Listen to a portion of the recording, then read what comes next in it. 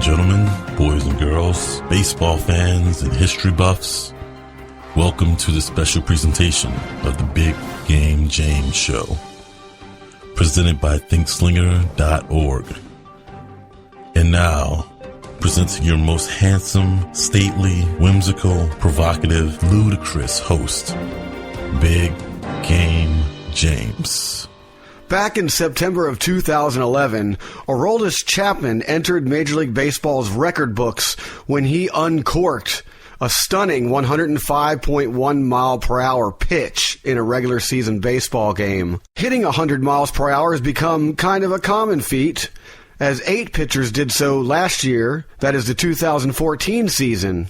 Indeed, in eFastball.com's list of pitchers who have thrown 102 miles per hour or faster in Major League Baseball history, 16 of the 21 listed hit their marks in the 2002 season or later. It is no longer a rarity in the game. While most come firing out of the bullpen in setup or closer roles, hitters are unlucky enough to see similar velocities from starters these days. The best, as of showtime, average around 96.4 miles per hour. But there was one pitcher who didn't just reach those magical numbers, he absolutely crushed them back in 1985, putting up numbers that will never be seen again. His name was Sid Finch, and here is his story. The world knows that a fastball's coming. Well, the guy that can throw that hard is pretty badly. Keep your eyes trained on the speed. When he broke into Major League Baseball in 1985, New York Mets pitching sensation Sid Finch stunned the world of baseball with his insane arm. He'd never learned how to play the game of baseball, but could throw a pitch 168 miles per hour with pinpoint accuracy. He was a man full of controversy and quirks, like his penchant for pitching with just one boot, his bizarre background as a Tibetan monk, and musical abilities playing the French horn. And then, on April 1st, 1985, Sid Finch abruptly announced his retirement before his baseball career even had a chance to begin. Consequently, Finch became the best baseball prospect never to play a game. He told the world that he just wanted to play golf. As I'm walking off, Gary Carter's there signing autographs. People are coming out of the stands to get closer, and they're holding out baseballs to have signed. And I didn't feel right actually signing the baseballs for the people. And Gary Carter finally looked over and said, "Come on, Sid, sign the ball. Just join the ranks. Come on along." So they just started signing Sid Finch baseballs. And it's been unusual. Philip, did you have tests today at school too? Sid still throws the ball around, albeit a little gentler, into the midst of his sons. It's an absolutely amazing story, but a story is all it ever was.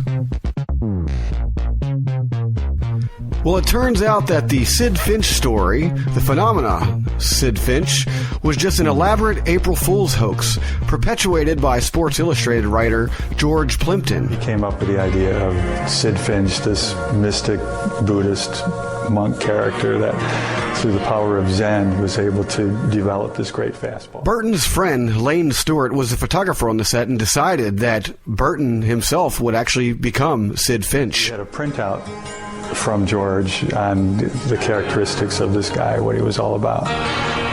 So it was essentially up to Lane and I to kind of work with that and go with Inquiries about the whereabouts of Sid Finch came pouring in from around the world, and in the early 90s, Joe Burton, a.k.a. Sid Finch, sat down with a reporter and described how he actually collaborated to create the Sid Finch myth.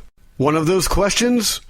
Who in the world decided that Sid Finch was going to throw in excess of 160 miles per hour? I told George if he got it down to about 140, it'd probably be really believable, but he liked the whole idea of sticking with 168. Well, what about pitching with just one shoe on? I was walking around with only one boot on and the other big foot just bare.